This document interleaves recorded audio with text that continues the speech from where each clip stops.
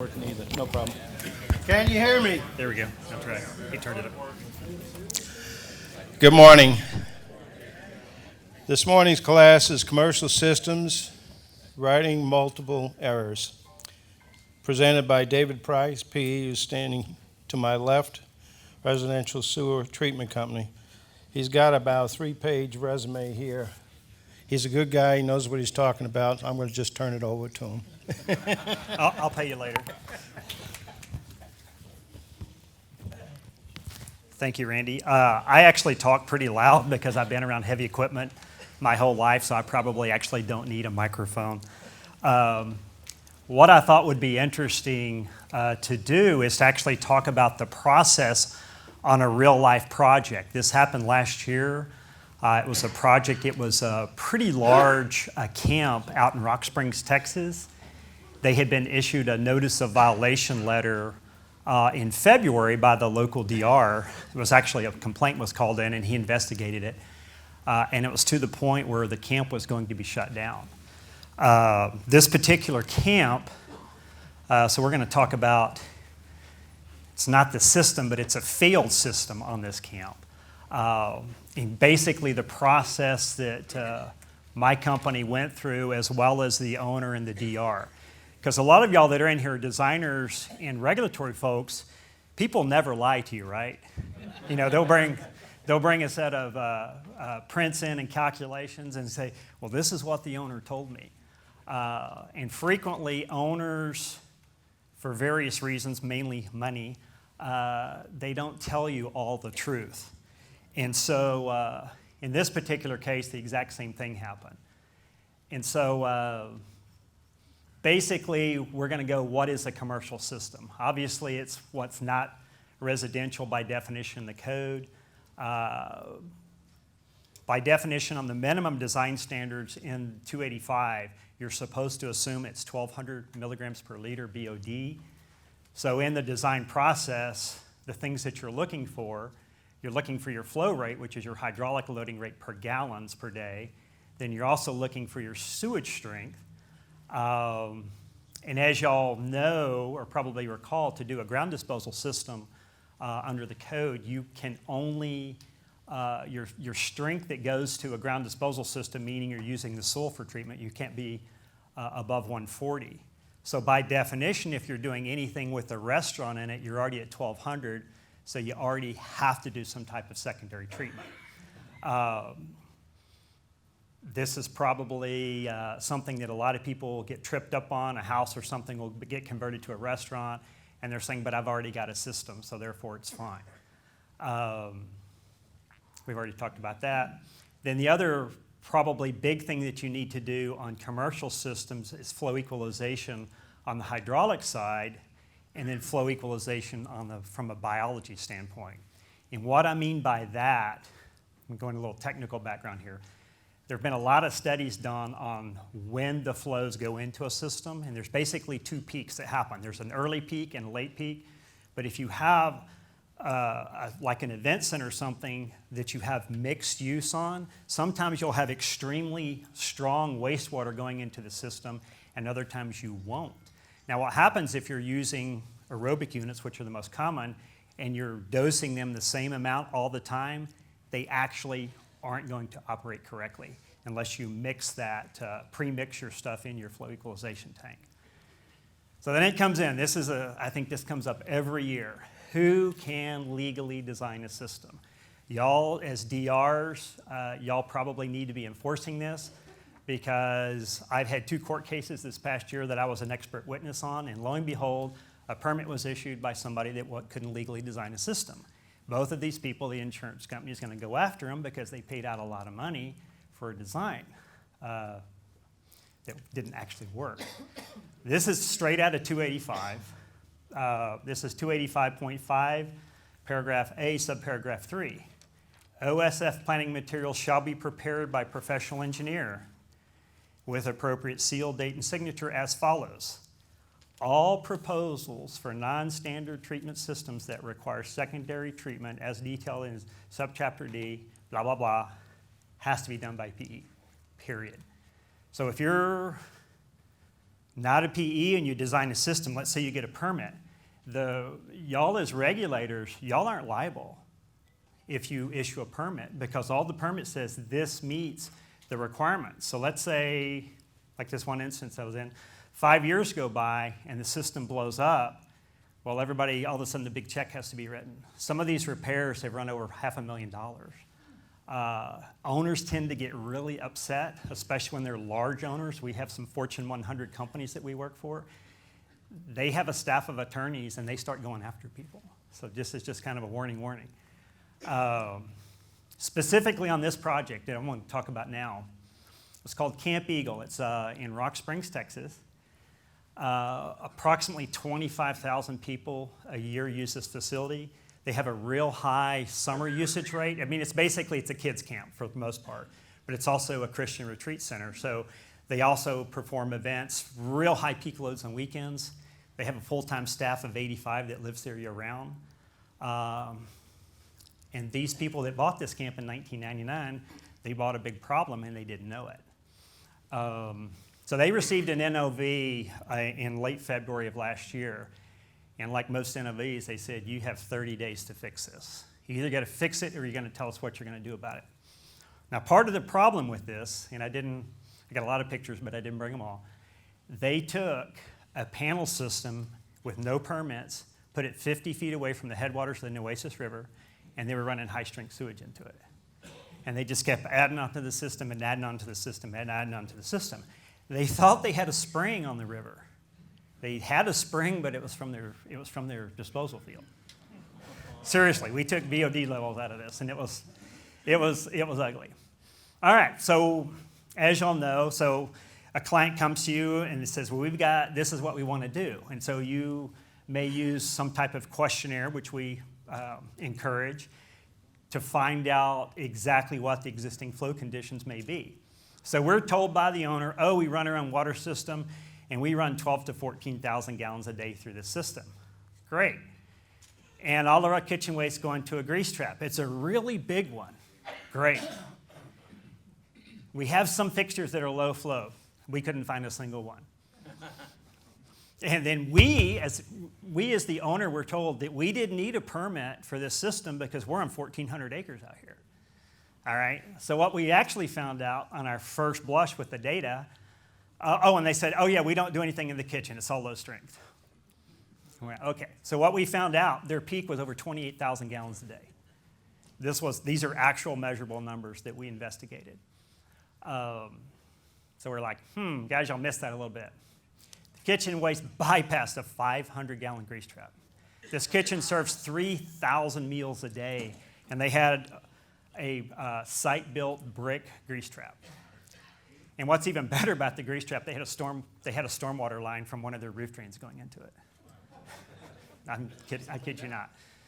So it was beyond bizarre. None of the fixtures were low flow. And like I mentioned earlier, they had this large illegal system that they had installed.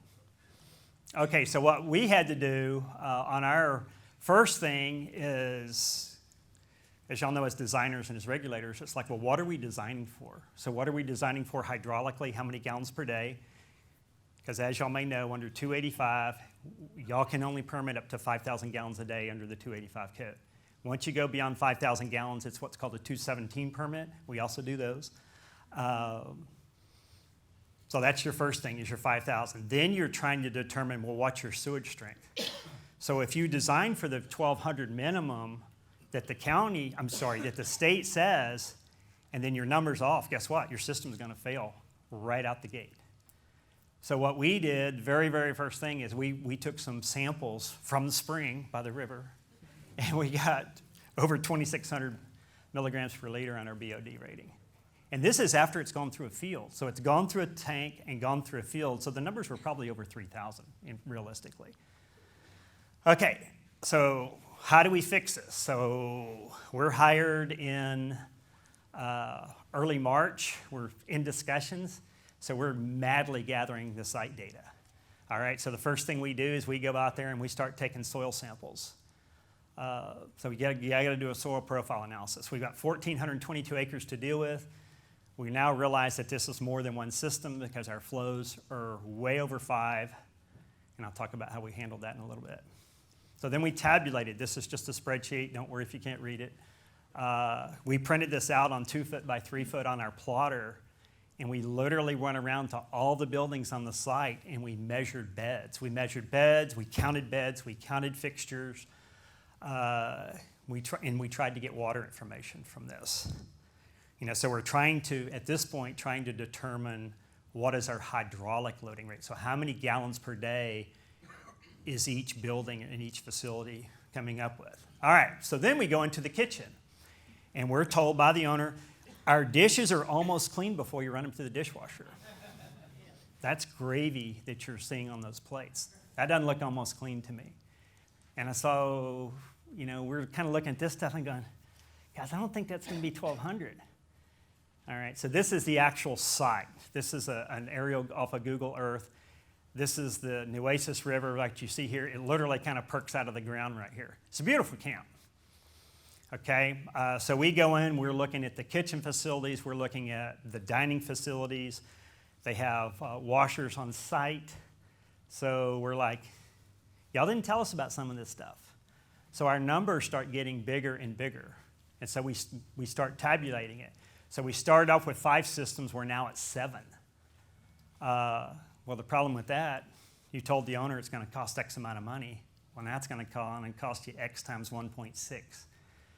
So the owner, frankly, after we brought all this to them and there was a lot of changes, they were absolutely great to work with once we set them on the right path. So this is, right here, what you're looking at is about a 250-acre piece of the property. There was the name Headwaters, hence the river literally perks out of the ground right there. The illegal disposal field was over in this area here on the left side. And guess what? Kids swam in the river right below the disposal field. And so we sent them, before we were hired, we sent them an by the way letter, certified mail return receipt. You are endangering public safety and welfare. But here's what we would do to fix it. So we gather that. So then, as we say, what happens when you assume something?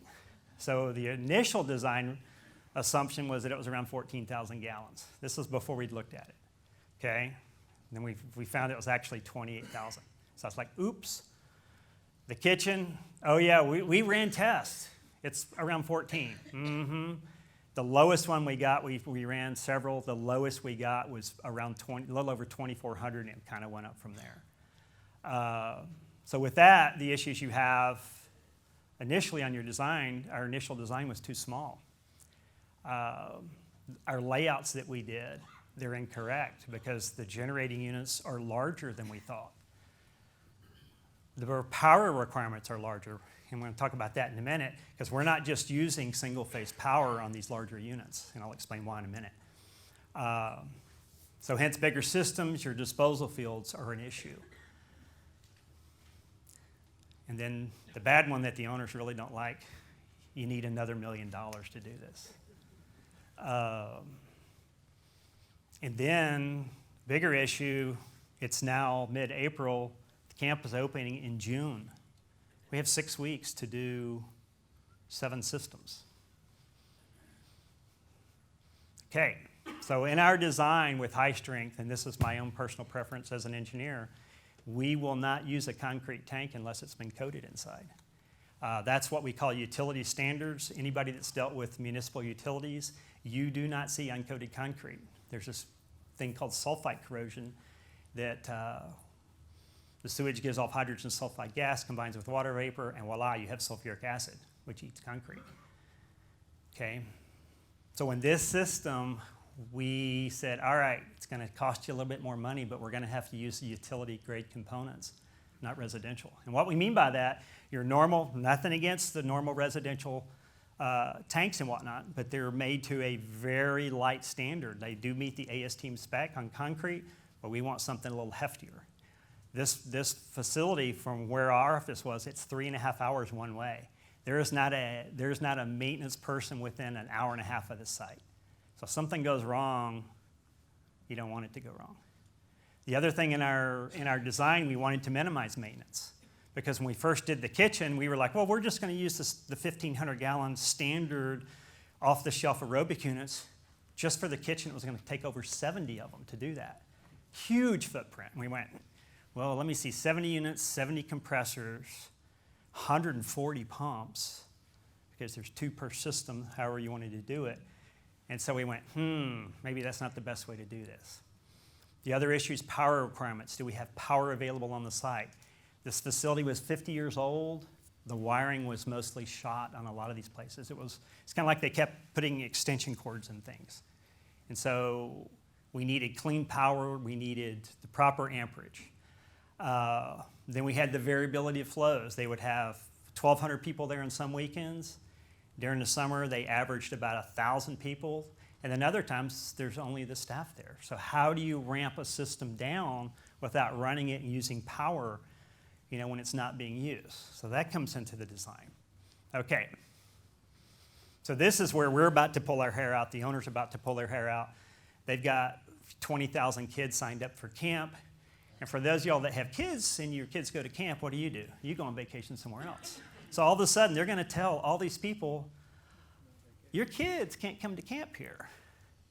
And oh, by the way, all the other camps are sold out too. This is going to happen literally like 2 weeks before camp is going to open.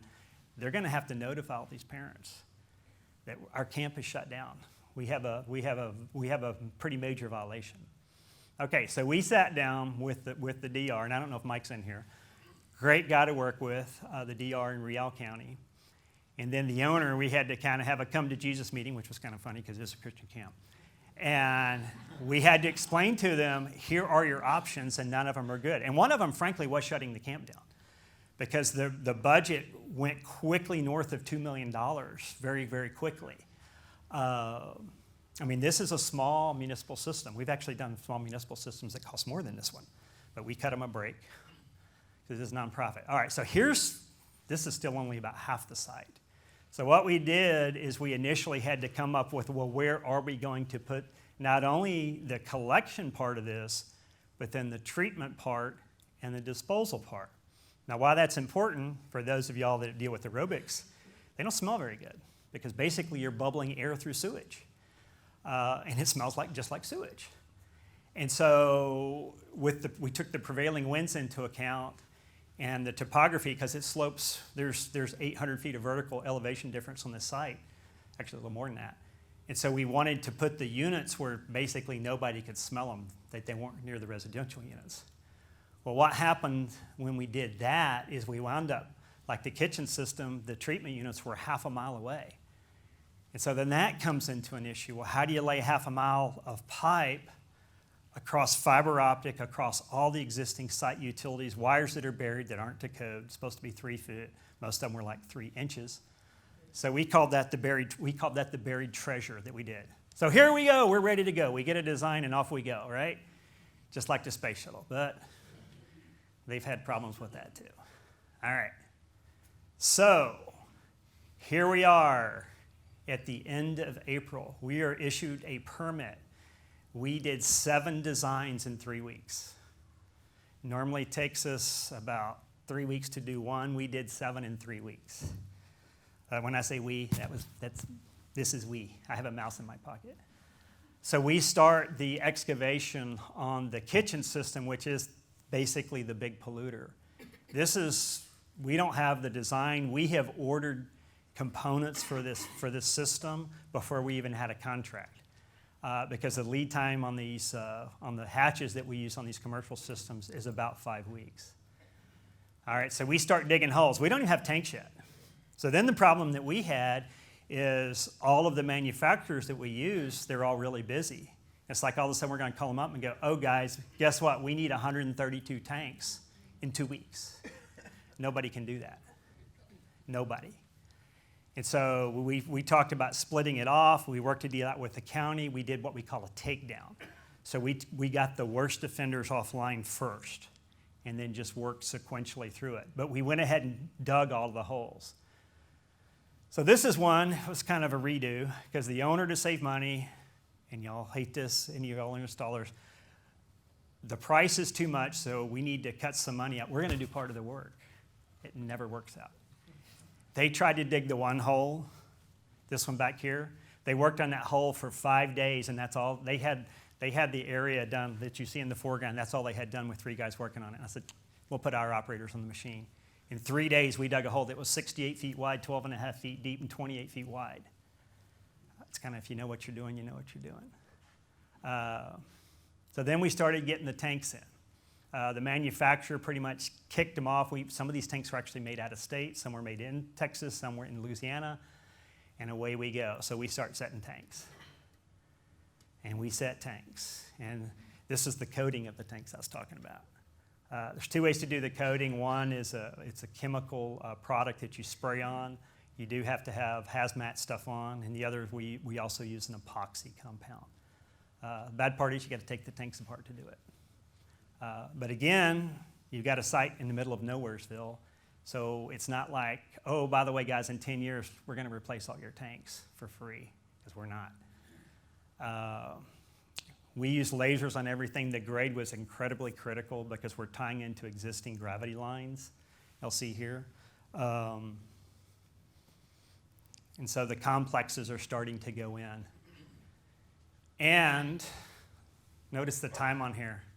I was working 7 days a week. This is Ron. Was the manufacturer. We would frequently work till 1 or 2 in the morning. Our crew stayed at the site, and I'd be back in that office by 5:30 the next morning. This went on for 6, 7 days a week. Because what we were finding as we were doing the systems, we found stuff in the way. We found the buried treasure. So we were constantly tweaking the design.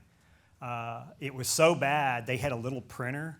Actually bought and gave the camp a very large and E-size plotter because we were wasting too much time. So I gave them a several $1,000 plotter because it was actually quicker for us to do it. They had a whiteboard on the back wall back there, and so that's where we planned our daily, basically our daily, task. I had a crew. We had like 20. I forget how many people we had out there at one time. It was 20 some odd people. I don't know if y'all heard the talk earlier. What happens for those of y'all been in the industry, once you work over about 45 hours a week consistently, your accident rate goes through the roof. So I was personally there. I'm the owner of the company. We were big on safety. We didn't have a single accident on this site. The guys were working 90-hour weeks and not one accident, which I'm very thankful for. This is actually what's called the MTS system. This was the kitchen system. That's a 200-ton hydraulic crane. I rented that crane for 1.5 days and it cost me $18,000. Those tanks are in the back. I'll show you here a picture of the tanks. These are the tanks set up. Now this is a kitchen system. This is it's called a media treatment. There's media in the bottom. We did not use small compressors. These are variable speed blowers that we had designed into this thing. A lot of input from the manufacturer. But one of those tank sections weighs 58,000 pounds, and there's 2 pieces. I figured it up this morning. We have over 750,000 pounds of concrete that we hauled into this job in precast. We put in 78 miles of pipe and tubing. There's what it looks like. Kind of when it's done, the owner's going to dress it up. So these tanks are 12 feet tall. And we had to dig the hole in the ground for these tanks. Now what you're looking at here, these are blowers. These are variable speed blowers. And unlike your normal aerobic unit that has a constant speed compressor, whether it's linear or rotary, these are rotary blowers that are variable speed. And what that means is we have a sensor. This is a control panel over there in the back. You'll see up there the big tall panel. And there's a dissolved oxygen sensor in the last treatment tank. So as the treatment process goes along and our oxygen levels change, we actually slow the compressors down. So we have, on this particular job, we have 3 compressors to maintain instead of 70. And remember, there's 6 other systems. This is some of the drip tubing that we installed. We plowed everything in. Our company, we have, 5 or 6 plows. So we plowed a lot of the tubing in, our connections. Y'all as DRs and inspectors, what's really critical on the tubing is the connection going into the pipe. You need to make sure that tubing doesn't crimp, because if it does, that is going to, your flow in that piece of tubing is going to go out the door. It'll still drip, but it's not going to flush anymore. And the problem for y'all, we've been doing drip systems now for about 16 years. We've done, in fact, some of the other talks that y'all see, that y'all been seeing over the years, those pictures of those big systems, those are my systems. So we've done a lot of the big ones. Some of y'all have done some of the bigger ones. I mean, 500,000 feet in a system is not unusual for us. You have to use commercial grade. There's 2 different grades of connectors you can get. We use what's called the Pro Locks. You can't, on the big commercial stuff, you can't cheapen anything because it's going to come back and bite you. Okay, so we're going to do a little fun thing on the what one of the sets look like. Man, I do talk fast. So this is just kind of a fun time lapse over 2 days of setting the tanks on the larger system.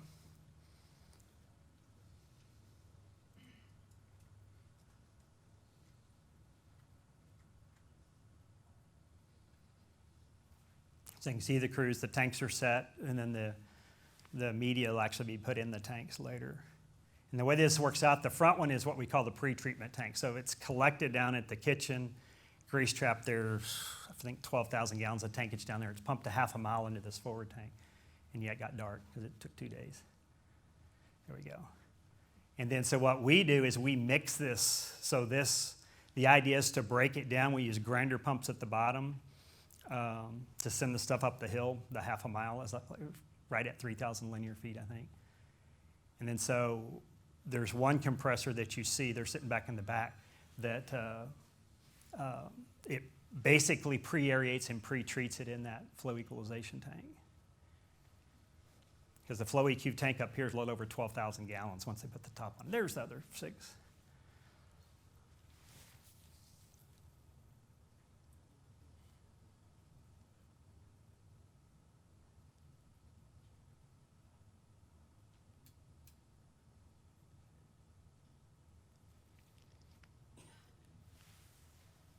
And so some of the, as we talked about, you run into snags because this was literally, we were designing and building as we go, trying to keep the county happy and also not pollute anything.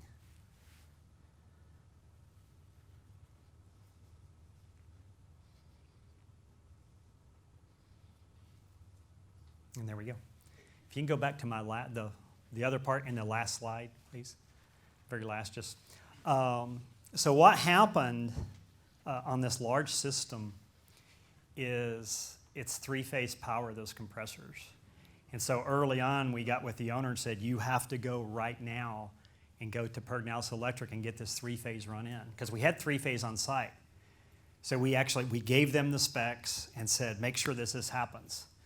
So we get the order in. So the camp was still going to be shut down if we didn't get this online. So what we did is we rented a 3-phase generator. I don't know if you know you can rent a 3-phase generator. It's ones you see all the sporting events. And so this generator sat there for a month, and there was some talk of taking it back. But guess what happened in that month? There was a hurricane. And you couldn't find a 3-phase generator. And so we had a system that couldn't be installed. So Pergnalis Electric comes out there, and I'm not paying any attention. I'm up there, and we see them put in poles. And I'm kind of punch drunk. I'm working about 100 hours, give or take. And we see them put the pole in, and well, this is great. Everything is going great. And we start running the wires, and we look up, and there's one transformer on the pole. And we went, that's not 3-phase. 3-phase has 3 transformers.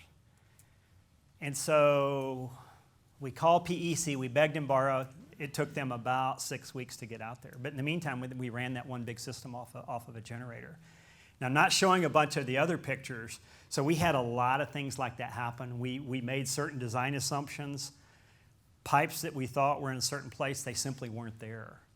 And so this is a case, literally we have the plotter. I've got 3 laptops with me. It's like I basically moved in a small office out there and took over the conference room at the camp. And we did it. And like I say, without the help of the DR, this would not have happened. Fortunately, all the fines were waived. TCEQ got involved. There were no fines involved. There was another camp, one county over. They got fined $50,000 for pretty much doing the same thing, but they didn't react as quickly. So y'all as regulators and DRs and designers, you got to get a game plan quick. And if you will work with the regulatory folks, because I have yet to have, whether it's TCEQ or folks like y'all, the local DRs, have an issue, but we are able to react very quickly. And then in this case, the manufacturer of the tanks, these tanks came in from Louisiana, those big tanks. And I didn't have a picture. We literally had 12 over-the-road trucks sitting at that site when those tanks were staged with that crane, mainly because that crane was really expensive. And then what I didn't mention, it's the worst road I've ever driven down, 8.5 miles once you get off the highway. I drive a 1-ton truck and broke a shock absorber. I haven't broken a shock absorber ever. And I was driving slow and still broke a shock absorber. And so the issue was we had to make sure that all these trailers were air ride suspension, because you're putting a 58,000-pound tank on a trailer and you're driving on a road. The guys drove down that road in first gear. They were going 2 and 3 miles an hour to get to the site. And then I think earlier they're talking about OSHA. We had no cell phone service out there, so ordering parts was very difficult. Everything we had to go to the office, to order the parts. Getting people out there, doing payroll, it's like a different world. I mean, we may have well been on Mars, frankly, because you're cut off from the outside world. So anyway, so that's kind of a thumbnail sketch of something that they had been doing wrong actually for a year and a half. They had bootlegged that other system. They actually had somebody tell them that was legal to do, and it's not. It's not an intermittent use camp, what they call the Boy Scout camp rule. So a lot of the rules they didn't follow, and they got caught. One of their own employees actually turned them in. So I'm going to open it up to questions now. If anybody's got any questions about who, what, when, where, why, how come. Yes? I'd like to know what the engineering fees A were. lot. A lot. I know that.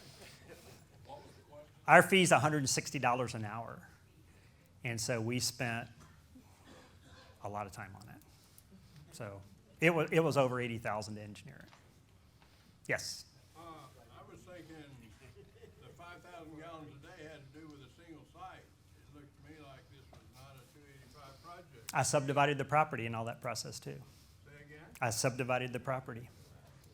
So you had separate owners for a bunch of... Nope, one owner, but I subdivided the property under Texas property code. See, I'm an engineer, land developer type. We took the property and we took that 1,422 acre tract. It's now 8 different tracts. So each of the sites, that's a very good question though. Each of the sites, we thought they could go somewhere, and we drew the lot lines, if you will. As long as it's 10.01 acres or more, it's an exempt subdivision. And so I made all of the tracts at least 10 acres. Now the problem is when something didn't work one spot and I had to move it over, so I actually had to re-subdivide it. I had to vacate my plat and then refile it because we get out there. Pardon me? You treated every single site, you treated the effluent and got rid of on-site? Yes, no disposal. It's a zero disposal. The 10 acre. You can't cross the lot line on commercial. On residential, you can file, many counties have what's called a combined lot affidavit, but that does not apply to commercial systems. And so, yeah, our systems, none of the systems generate more than 5,000 gallons a day. Now, this is where the rule's a little iffy. On average, on average, well, what's your average? Is it a yearly average, a weekly average? That system, frankly, was designed such that it's expandable. And when we do a design, we do that. So if they wanted to ever convert that to a 217 permit and make all those other little ones go away, because we don't know what plans they've got for that camp. They can. Because all we have to do, there's another treatment pod room there and another lift station, and we have what you don't see there. We have another field disposal tank that's not near those tanks. So basically, we can, and we also pre-dug all the holes because of the solid rock. We went, well, we got all this equipment here. Let's go ahead and dig the hole if we were going to expand it. So if they want to convert that system to one single, like it'd be a little city, we built it that way. I mean, for not much more money, we could treat everything on the site. We're using it at about a third capacity right now because the compressors are not running. They're variable speed, they're 5 horse. They're not running very much at all. And the best part is when there's nobody there, they can shut them off. Now what you have to do, those are all biology, your your critters die, if you will. Your microbes die in the tank. You use media plant. That's exactly what you do. You seed it. And that's when we do a large plant, we actually send a truck over to an existing plant. We haul raw wastewater over there and seed it. And we also we'll take something, basically out of the main treatment area and seed that too. And then it takes a while. We call it cooking the mix, but it's a smelly job, but it pays well. Yeah. So are you doing the maintenance on it also, and what kind of a contract do you have with them as far as frequency? Yes, and yes. So the contract is as needed. We go out there at least once a month. And we've actually trained one of their people on site to kind of do the normal stuff, because those compressors do have to be greased every three to 4 weeks, the big ones. Now, the other ones we have, they're the standard aerobic that's just a small linear compressor. Basically, it clean filters. But what we did is we actually gave them a written maintenance program, and then we follow up with that. Because as y'all know, if you don't maintain it, you're toast. Because if your compressor goes down, it hums, so all this stuff is alarmed. Now, the lack of cell phone service, that's a great question. We normally they're very cheap. If y'all don't put this stuff on there, you should. You put a dialer system on there that uses a cell phone, an SMS signal. It's dirt cheap, like $50 a year per panel. They're 2-channel, and it works great. So what we did on these systems, we ran Wi-Fi to them. So if something goes wrong, we know about it. So the idea is each system will be looked at least once every 2 months. Yes? So this large treatment system that you showed us is the treatment for the kitchen? Yes, only the kitchen. Well, actually, it picks up the kitchen, and there's one other little minor building that was close to it that we couldn't easily get rid of. And we said, we'll just throw it in the kitchen, too. It actually helps dilute it a little bit, but still below our 5,000 a day. Anybody else? Yes? Yeah, Montel Rutledge, Brad's Septic Water. I've done these MTS systems before, had the same issue on 3-phase power. I don't know whether you did 480 or 460, but you're at the end of the line, and I've had public water system where I've got some wells on that too. What did you do to mitigate the spikes? Again, at the end of the line, you do voltage loss, what did you do? We put what's called the clean power transformers in there. And so basically these being, you're allowed, let's get to a little bit of electrical engineering, but most motors and stuff, you've got a 10% variability allowed on voltage. And so we did run 480 in, ran them at lower voltage, and then ran them all through a transformer. And it cleans it up. You can get what's called a clean power transformer. They're expensive. But when you take one of these compressors that's $15,000 a pop, and you've got 3 of them, you want to spend the $5,000 to do what we call the clean power. And the other thing that we do with this, the fact that it runs, we also have a lot of storage in there. I mean, like on a 217 permit, normally you want at least a week's worth of storage. If we go down line on everything, we have at least 2.5 days of storage in the system. So the plant wouldn't even have to run for 2.5 days, and we're able to store it. Of course, if nobody out there's got power, that means their well's not working. So they're going to run out of water. They've got a tank up on the hill, but it only holds like 12,000 gallons. But great question. So anybody else? All right. I guess a little kind of commentary, because a lot of y'all as DRs, especially when you go to these remote sites, we're pushing the limits on 285, meaning the 5,000. And we've been doing this for a while. I think we may have been one of the first ones to do this. We've been taking sites. We did one out there 14 or 15 years ago that ran over 5,000 gallons. And so we did the same thing. We chopped the sites up. But it's actually more efficient if you have a larger plant. Your life cycle costs are much less expensive. Instead of having 70 compressors and all the pumps, you have three large compressors. That the life cycle of those compressors is 15 to 20 years. So if you pencil it out, and you're not running them all the time, they literally wind down. So if there's no flow coming in, the compressor shuts itself off with the DO sensor. It's like, oh, nothing's changed. So it literally ramps down and shuts off automatically. And then once the flow comes back in, there's a flow sensor, the DO, and it starts up, sounds like an airplane takeoff. And so they're super efficient, but they're expensive. So when y'all have owners, you have somebody that's wanting to do a restaurant, and they say, I want the cheapest thing I can possibly get, and we've done it. We've done a lot of remote convenience stores and whatnot. They're all 5,000 gallons a day because they have taquerias in there, they've got Subway shops, like a Buc-ee's, for instance. But it's probably not realistically the cheapest thing to do over a 20-year lifespan. But when you have a remote site like this, parts are very difficult to come by. People that work on it are very difficult to come by. And we presented them with the options, and we said, pick one. And the budget was all over the place. And they chose to go with a really good system, and they chose to do drip irrigation. Because we got 1,400 and something acres. Why not spray it? But if y'all have ever been at a camp, they're crazy. They run around that place all hours of the day and night. And so from a liability standpoint, it makes a lot more sense to drip it. Yes, sir. You've done work on both sides of the thing, with the on-site versus 17 program. Yes. We get people coming in all the time trying to make that decision. Mm-hmm. And as a DR, I'm very familiar with my side of the house. Right. Can you do a little comparison to what somebody would have had to go through if they said, no, we're going to go through the other half of the program? Sure, they would have had to shut the camp down. Because a 217 permit, the quickest we've ever got one done is 7 months. And that was basically us being in Austin and darkening TCEQ door every day.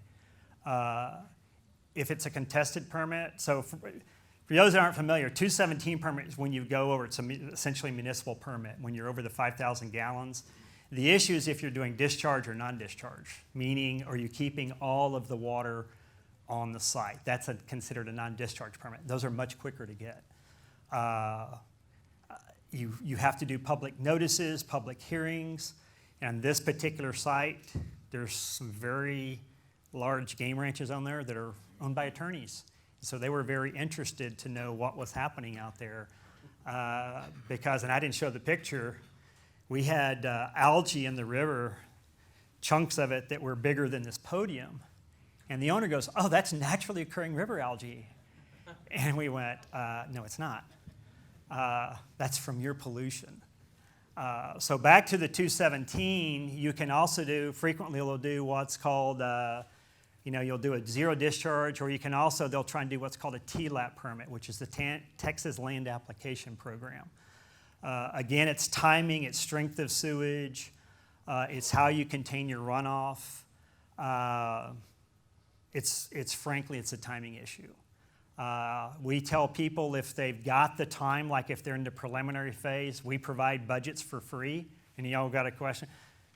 Send me an email. We can do a quick and dirty analysis. It takes us a couple hours. And we know what it costs to do the permits. We know what it costs to build the plants. A lot of it is their power availability, but most importantly is what kind of time do they have. Like this site, the soils were questionable. We had to hunt around to find dirt. So much so that in some of our disposal fields, you use a 0.1 application rate for class 4. We used an evaporation rate like we were spraying it because the dirt, there wasn't frankly enough dirt on some of these fields. So instead of using, I forget what it was, we used 30% more tubing than we originally told them we were going to use. And we went back to them and said, look, these areas where y'all are having us move this, we don't have 18 inches of dirt. And so what we did with that is we used of course, they're actually in a different zone if you look at the charts. So we basically, on some of these disposal fields, use less than a 0.1 on the rate. We use like a 0.06 on some of these disposal fields. But on the 217 permit, that's part of the issue too. You have to do what's called a water balance, meaning you have to take into account all the water that's on the site that you're trying to get rid of. You have to do nutrient uptake loading. There's a lot of little other weird stuff that you have to do, but it's just crunching numbers, frankly. And some people, we've done hotels. They're like, we want to get this thing built as quickly as we can. What can we do? And they've actually made the hotels smaller because it went over 5,000 gallons. I said, nope, we don't want to do that. We'll convert it later. So we said, well, this is when we can do you, like an MTS system somebody mentioned. We can do the larger system, and if you want to convert it later, basically you add some tanks, you file your permit, you have an operating permit under 285, and then you actually file a new permit, but then say we did have this under 285, so the system is expandable. Again, it's time, but I mean, y'all have had people, they want it done yesterday. It's DRs, how come y'all haven't reviewed my plans yet? So no engineer would ever do that. No RS would ever come in and say, mine's special. It's like, yeah, you're special. Anyway, so it was a fun job. Frankly, like I say, it was the manufacturer, the owner, and the DR were incredibly helpful. It was really a team effort. Because I look back on this, and we told the owner, frankly, we said, this is not possible to do this. It's not possible. Because I had to live out there for 4 months. I mean, I lived out there for 4 months. Not full time, but most of the time. And there's nothing to do down an 8.5-mile dirt road that it takes 35 minutes to drive down if you're driving fast. There's nothing. There were a lot of fish. My guys caught a lot of fish. There was like 12-pound bass in the river. Yes, sir. We use 3-phase. Now, single phase, your limiting factor is your voltage. The idea with 3-phase pump, like if you know, draws half the amperage. So your amperage, so y'all know it's a linear relationship, right? So you take, for instance, 240 volts at 20 amps, that would be 40 amps at 120 volts. So when you double your voltage, your amperage gets cut in half. So, and the idea with 3-phase, I should have brought my electrical thing. Anyway, the idea with 3-phase is you're using all 3 legs of that power to turn your motor. And the weird thing about 3-phase, because these compressors only turn one way, you got 3 wires. You switch any 2 and your motor's reverse.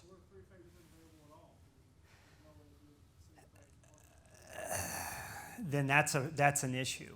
There are compressors that are single phase that are smaller. The system doesn't run as efficiently, and you have to use more of them, so it costs more. And so that's literally the first thing I did. I did a survey, and I found that they had 3-phase out there. And then we can get into what's called a delta Y connection, because there's different types of 3-phase. And if you hook a delta Y up wrong, you blow everything up. And actually, they had an electrician blow their camp out. They lost power for five days down at their camp. Electrician thought he knew what he was doing. Fortunately, it wasn't us. So that's where that good thing we had that generator out there, because then they lugged a generator down to the kitchen and kept their coolers cold. But anyway, so like I say, it's kind of a fun thing.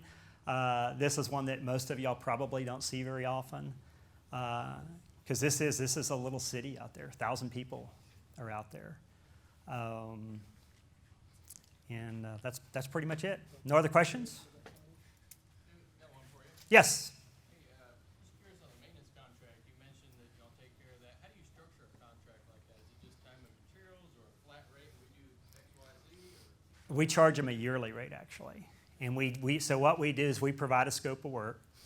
So basically, you know, y'all that do this, your time is money. And so you can't, you know, under 285, if you do an aerobic, you're supposed to include the first 2 years. Well, in this one, this is a non-standard system. So we said, well, we told them up front, we're not including that. Because at first they went, we're going to take care of it. And I went, let me explain the issues on why on that. You can't do that. And that's one of the biggest issues is their idea of a maintenance program is we'll maintain it after it breaks. You know, and y'all probably see that a lot. That's how a lot of people are. It's like, what do you mean I'm going to change the oil in my car? It still runs. I don't know what that light means on the dash. And so what we did is we basically said we calculated how many days per month it was going to take us. And so we spend 2 days a month out there. We figure travel time, we figure everything, and the requirement is they have to put us up out there because we're not going to then go to Rock Springs and spend an hour to drive to the job, which is only 12 miles away, but it takes you an hour to get there. And so, you know, they've got north of $2 million is what they spent on this thing. And so we explained to them on life cycle costs that if you don't do the maintenance, it's going to fail in 3 years, and you have to do the maintenance. Those compressors, those variable speed, they're not something you call and you get them. There's a 6-week lead time. They're made as you order them. So we suggested they put one, kind of in reserve and stock. And they went, no, we'll take care of it. Now, we also have a way, we have multiples on the site.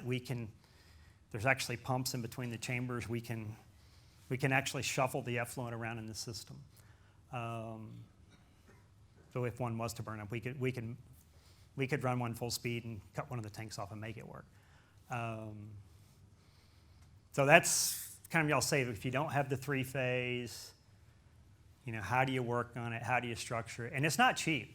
I mean, their maintenance, they're paying us, I think it's $14,000 or $15,000 for the first year to do maintenance, but we take care of everything.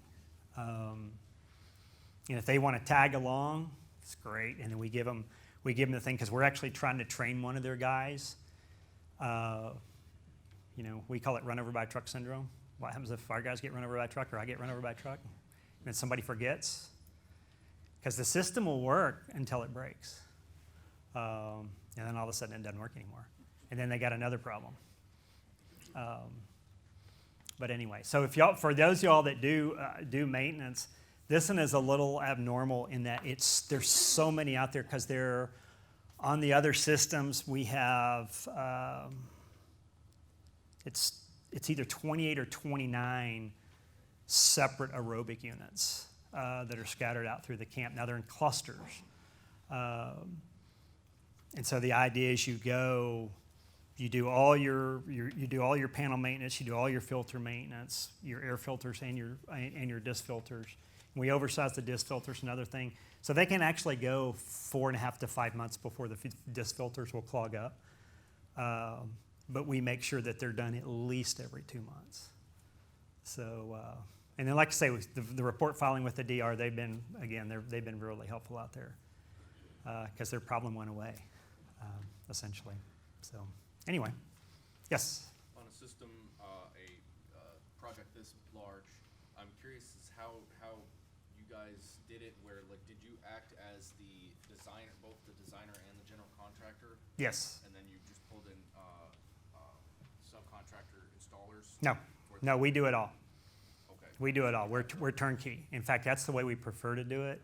In fact, the owner, when we told him we were going to have a lot of difficulty doing this in the time frame, they're like, oh, well, we got some other guys out here that can help you out. Well, we talked to him. One guy goes, yeah, I want to do the work. And I said, well, so how many drip systems have you done? He goes, well, I've never done one, but I can do it. I'm like, yes. Design build, you can do it for about half the cost of somebody else designing it and somebody else building it. Because if you're building it, you got to put in some unknowns that the designers might require you, because the engineer that designed it is the inspector. And Well, we have experience. We know.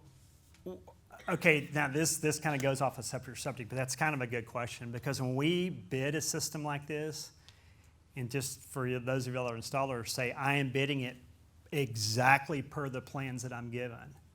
And if there's a change, a substantial change, you have to pay for it.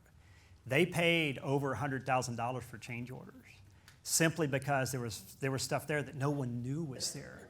We had pipes. We installed the grease traps, the new grease traps on the kitchen, and we're out there. And we were out there doing something. I told the guy to rip out all the old piping and stuff. We found a pipe underneath the pipe, and I'm like, "What's that pipe?" And they went, "We don't know." It's like, okay, so we capped it off and put a hose in it, and water blew out of a toilet way on the other side of the building. They didn't even know it connected to that pipe. Well, we'd already set the grade, because the guy that had lived out there for 9 years, he goes, I am sure this is right, and it wasn't right. So we're like, no, it's not. Especially when you've got a slotted drain out in your rear courtyard draining directly into it. But, I mean, it was interesting. I mean, we can laugh about it because, again, the facility's 50 years old, built in the 1960s during the Vietnam War. There's a company called LTV that actually owned an airline company for a while.